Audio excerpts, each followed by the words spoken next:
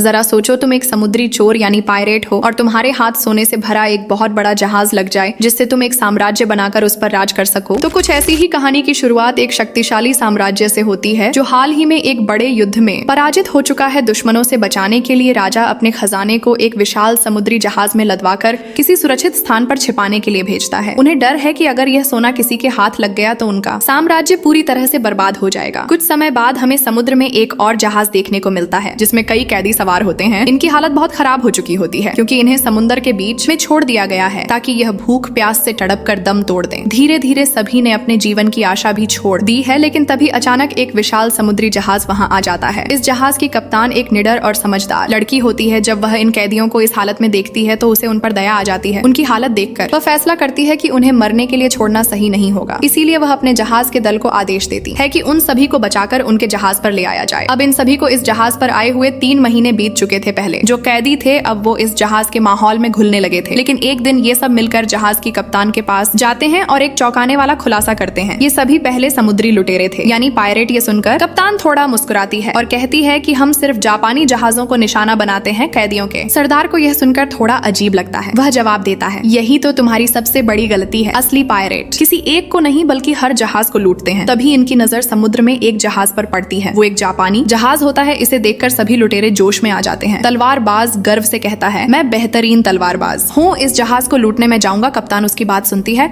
और खुद भी इस मिशन में शामिल होने का फैसला करती है। दोनों अपने हथियार उठाते हैं और जापानी जहाज की ओर बढ़ जाते हैं। जैसे ही वह जहाज पर चढ़ते हैं वहां मौजूद जापानी सैनिकों से इनकी भिड़ंत हो जाती है। दोनों ही शानदार तलवारबाज होते हैं, इसलिए दुश्मनों पर भारी पड़ते हैं। धीरे धीरे पूरा जहाज इनके कब्जे में आ जाता है, लेकिन तभी कप्तान का एक आदमी अंदर से भागता हुआ आता है और चौंकाने वाली खबर देता है, इस जहाज में ना तो कोई खजाना है ना ही खाने पीने का कोई सामान। यह सुनते ही सभी लुटेरे निराश हो जाते हैं। जिस जहाज को देखकर वो इतनी उम्मीद लगा चुके थे उसमें कुछ भी नहीं निकला। शिव की कप्तान गंभीर आवाज में पूछती है, तुम इतना बड़ा जहाज लेकर इतने सारे लोगों के साथ बिना खाने पीने के समुद्र में क्या कर रहे थे? इस पर जहाज में मौजूद एक बच्चा कांपते हुए आगे आता है और बताता है, हम खजाने की तलाश में निकले थे लेकिन रास्ता भटक गए और अब हम महीनों से समुद्र में भटक रहे हैं और हमारा सारा राशन खत्म हो चुका है। खजाने की बात सुनते ही कप्तान और लुटेरों के सरदार की आंखों में लाल छलकने लगता है। दोनों एक दूसरे की ओर देखते हैं और मुस्कुराते हैं। अब उनका मकसद साफ हो चुका था, उन्हें ये खजाना चाहिए। कप्तान आदेश देती है कि जहाज के लोगों से खजाने का नक्शा लिया जाए। नक्शा हाथ में आते ही वो लोग बिना समय गवाए अपने जहाज पर लौट जाते हैं। लुटेरों का सरदार नक्शे को देखते हुए कहता है, अगर यह खजाना हमें मिल गया तो हम दुनिया के सबसे अमीर लुटेरे बन जाएंगे। कप्तान भी जोश में कहती है, हमें किसी भी हालत में इसे ढूंढना होगा। इसके बाद पूरा दल नक्शे को फॉलो करता है और कुछ ही समय बाद वे समुद्र के किनारे पहुंच जाते हैं। सामने एक रहस्यमय आइलैंड नजर आता है जो घने जंगलों और पहाड़ियों से घिरा हुआ था। जैसे ही वो वहां पहुंचते हैं चारों ओर हरियाली देखकर सब हैरान रह जाते हैं, लेकिन तभी लुटेरों के सरदार की नजर एक विशाल जंगली बैल पर पड़ती है। सभी भूख से परेशान थे, इसलिए वो फैसला करता है कि इस बैल का शिकार किया जाएगा। अपनी बहादुरी दिखाने के लिए वह अकेला ही बैल को मारने के इरादे से आगे बढ़ता है, लेकिन जैसे ही वह एक सक्रिय सुरंग में घुसता है अचानक और जंगली बैल पीछे से आ जाते हैं। वे उसे अपने सिंग पर उठाकर ऊंची पहाड़ी के चट्टान से नीचे फेंक देते हैं। ये सब देखकर बाकी लुटेरे दहशत में आ जाते हैं। उन्हें लगता है कि उनका सरदार अब इस दुनिया में नहीं रहा। लुटेरों का सरदार मौत के मुंह में जाने ही वाला था, लेकिन किस्मत उसके साथ थी। गिरते वक्त उसका हाथ एक पेड़ की मोटी डाल पर लग जाता है जिससे वह लटक जाता है। बड़ी मुश्किल से खुद को संभालते हुए वह ऊपर चढ़ने की कोशिश करता है। तभी उसकी नजर एक अजीब चीज पर पड़ती है। जमीन में आधा घड़ा हुआ एक चमकता हाथी का दांत दिखता है। उसे कुछ समझ नहीं आता, लेकिन यह सोचकर कि शायद यह किसी काम आ सकता है वह उसे निकाल लेता है और किसी तरह पहाड़ी के ऊपर वापस आ जाता है। जब वह कैप्टन के सामने हाथी दांत रखता है तो उसकी नजर इस पर उके गए अजीबोगरीब निशानों पर पड़ती है। वह गौर से देखती है और अचानक चौंक जाती है। ये वही निशान थे जो नक्शे के आगे हिस्से में होने चाहिए थे। वह मुस्कुराती है और कहती है,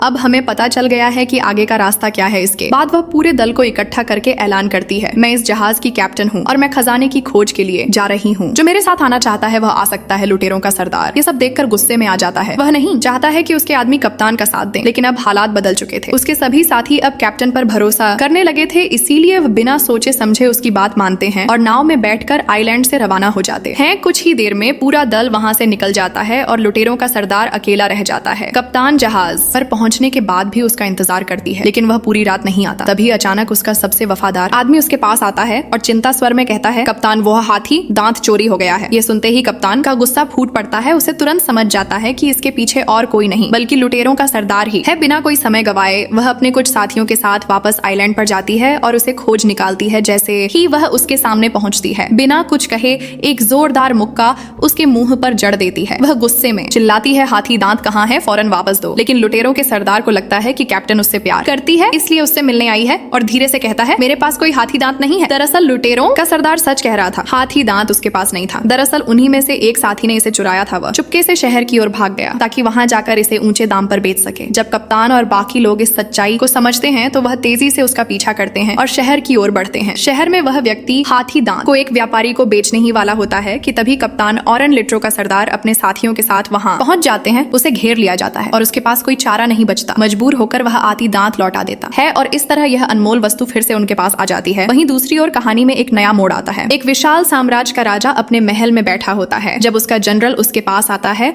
और धीरे से कहता है, महाराज मुझे पता है कि वह खजाना कहाँ छुपाया गया था। राजा तुरंत चौकन्ना हो जाता है और उस उत्साह में पूछता है, तुम्हें ये कैसे पता? जिस व्यक्ति ने ये खजाना छुपाया था उसकी पत्नी ने मुझे ये राज बताया है। अब राजा का लालच बढ़ जाता है। वह किसी भी हालत में यह खजाना हासिल करना चाहता था, इसलिए वह अपनी सेना को इकट्ठा करता है और खुद भी खजाने की खोज में निकल पड़ता है। वापस कप्तान और लुटेरों की टोली की बात करें तो उनके पास अब भी हाथी दांत था। वे ध्यान से देखते हैं कि इस पर कुछ रहस्यमय निशान खुदे हुए थे। वे तुरंत इसे कागज पर उकेलकर उसकी नकल बना लेते हैं, लेकिन समस्या यह थी कि उन्हें इसका कोई मतलब समझ नहीं आ रहा था। तभी लुटेरों के सरदार आत्मविश्वास से आगे बढ़ता है और कहता है, मुझे पता है कि अब हमें कहाँ जाना चाहिए, मैं तुम्हें उस जगह ले जा सकता हूँ। कप्तान उसकी ओर देखती है।